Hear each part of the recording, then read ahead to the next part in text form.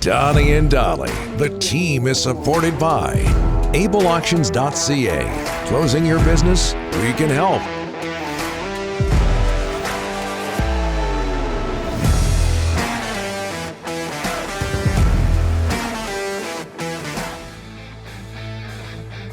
Okay, we're getting inundated with great masks of the past. People bringing up Ken Dryden and Murray Bannerman.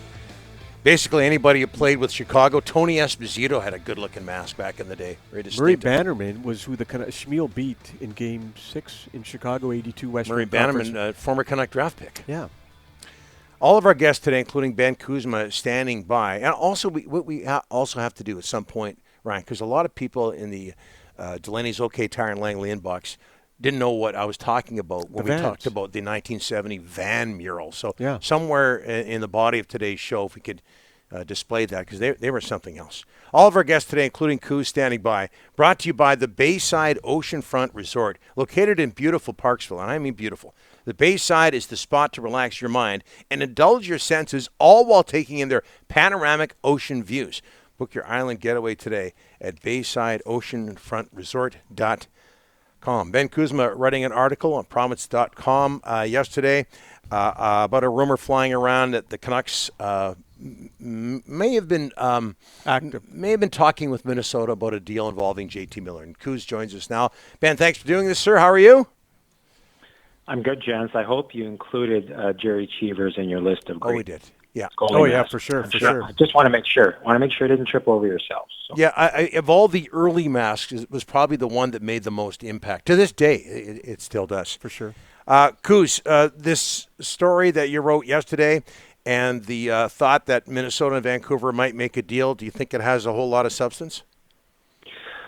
Well, I think the genesis goes back to what basically occurred last week. I was told that Minnesota had reached out to the Canucks with a call regarding JT Miller. And isn't it interesting? Because usually we associate anything in Minnesota with Brock Besser, right? Mm-hmm. If Brock's going to be traded, it's got to be Minnesota. He's going to go home. He's going to go back where he has a nice home on the lake and he's family ties. But I was told that's not the guy on their radar in Minnesota.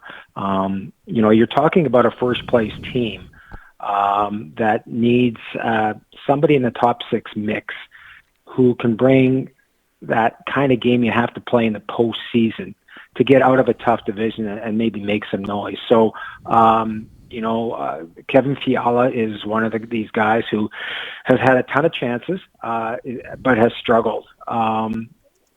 He has been of sort of some interest in the past. If we go back to the 2020 playoff bubble, we remember him giving the Canucks a lot of grief in that play-in series. So there's that scenario. There's also the scenario that, they're so high on Matthew Boldy, their first-round pick here in 2019, who had an ankle fracture and is now playing in the minors, so he's not that far back from coming. But the bigger picture in Minnesota is we need a guy in our top six mix who can score, who can play with an edge.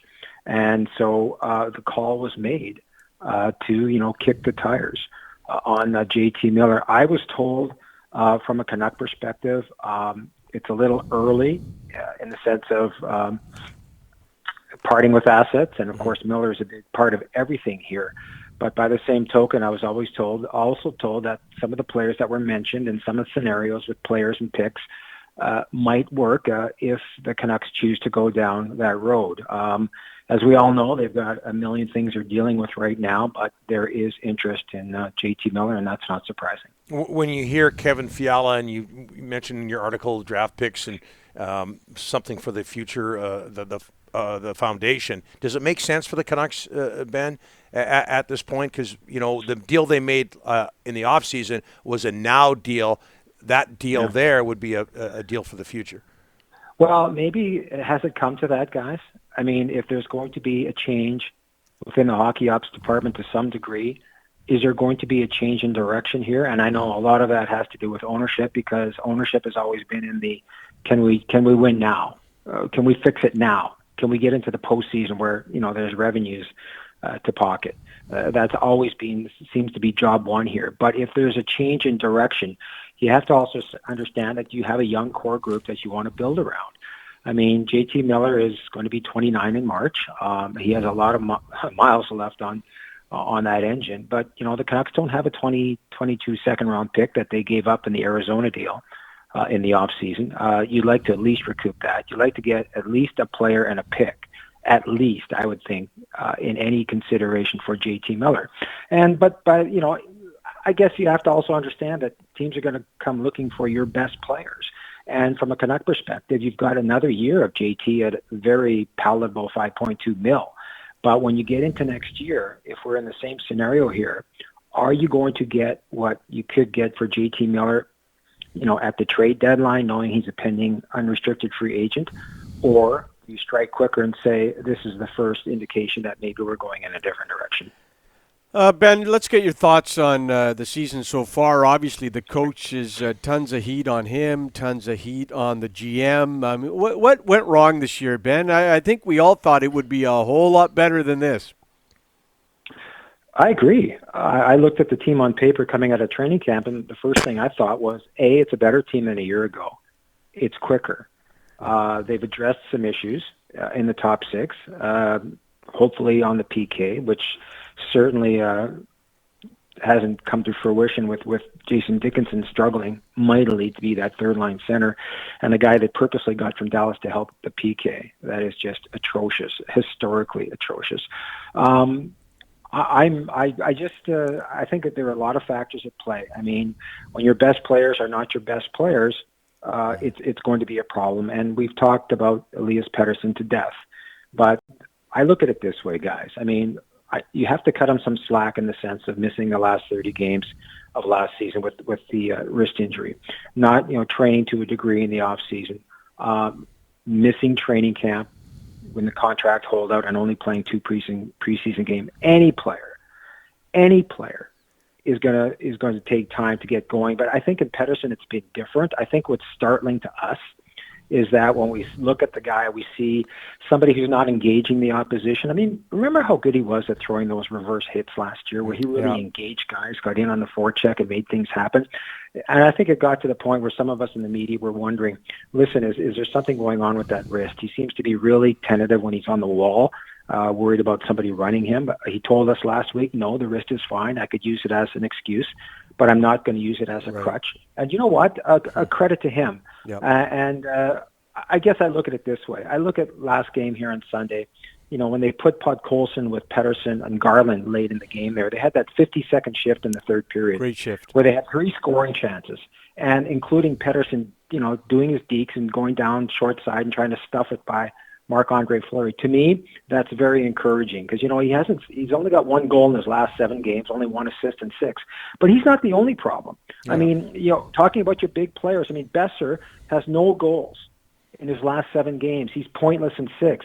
Bo Horvat has 1 goal in his last 8. He's pointless in 7. So when you're getting back to, Rick, what you said initially about this team, when your best players are not your best players, I know it's a cliche, but they have to be there, and they haven't been there. And the 1-goal games are nice. It means you're good, but it means you're not good enough. Not good enough. Is there an obvious area where the coaching needs to be better? Kuz, everybody points to the PK.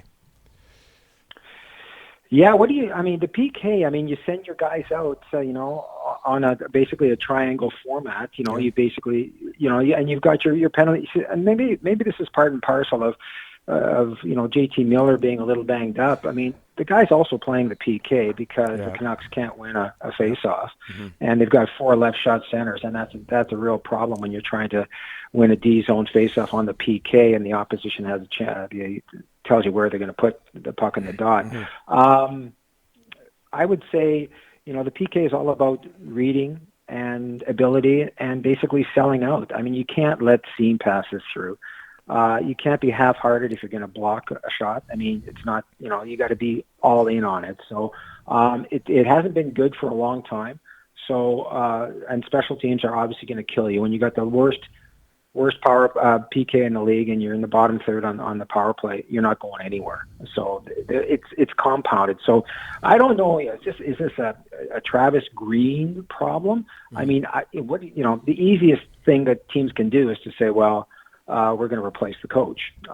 You could, I imagine. I mean, if the Canucks wanted to go that route, I mean, you do have Brad Shaw on your bench, who you got from Columbus in the offseason, who was an assistant to Torts for 5 years and was passed over to be the bench boss in Columbus this year, which was a real curiosity to me. Now, he's cut from a different cloth than Travis. He's pretty edgy. He's told me, he says, listen, sometimes I have to dial it back. Maybe that comes with working with Torts for all those years. But, you know, if the Canucks are thinking that there might be a coach out there that they may want to pursue, and as we all know, there's more coaches in the offseason when teams make a lot of decisions after not having a very good year. You know, one option is to put Shaw in an interim position. But, you know, this is like a Rubik's Cube, guys. I mean, every time we start talking about the hockey club and we're trying to align all the sides, I haven't done it yet. You know what I mean? I can't get all those colors to properly align. So it's not one thing. It's everything. Kuz, it's been too long. Thanks for joining us. Appreciate it. Hey, thanks for having me on, guys. Have a good one.